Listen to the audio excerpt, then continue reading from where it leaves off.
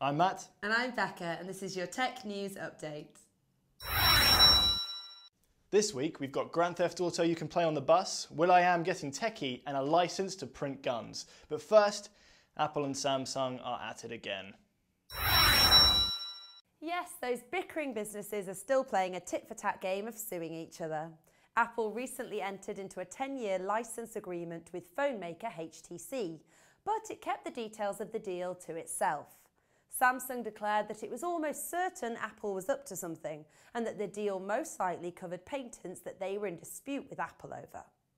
The judge decided that Apple must share the details of the deal with lawyers behind closed doors, so we may never know if Samsung ever had a point. One thing is for sure, the lawyers will be eagerly looking forward to the next Apple-Samsung spat. If you're a fan of Grand Theft Auto, you are in for a treat. GTA Vice City, the most popular of the series, is about to launch on iOS and Android, so you can steal cars and whack mobsters, all while you're sitting on the bus. It marks the 10th anniversary of the seminal game, and it promises high-resolution graphics and enhanced character models. will.i.am is a man of many talents. When he's not with the Black Eyed Peas, he's producing a host of other musical stars like Justin Bieber and Nicki Minaj. But let's not hold that against him, as he's about to turn his talent towards technology. His new company, will.i.am, has announced its first product. It's a device that clips to the iPhone and turns its meagre 8-megapixel camera into a 14-megapixel camera. In his words, it turns a smartphone into a genius phone. This will be the first of a number of gadgets to come from will.i.am in the future.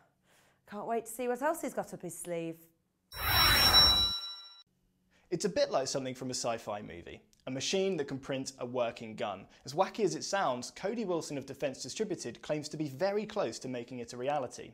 His plan to create a wiki weapon includes printing it with a 3D printer. The plastic weapon would be fully functioning, which is where the problem started. You see, to make a gun, you need a federal firearms license, and that particular hurdle is still ahead of the organisation.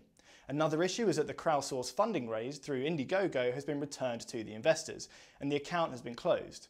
The next issue they faced was a 3D printer they leased got repossessed. So it looks like the 3D printed gun will stay in the realms of science fiction for now, which is probably for the best.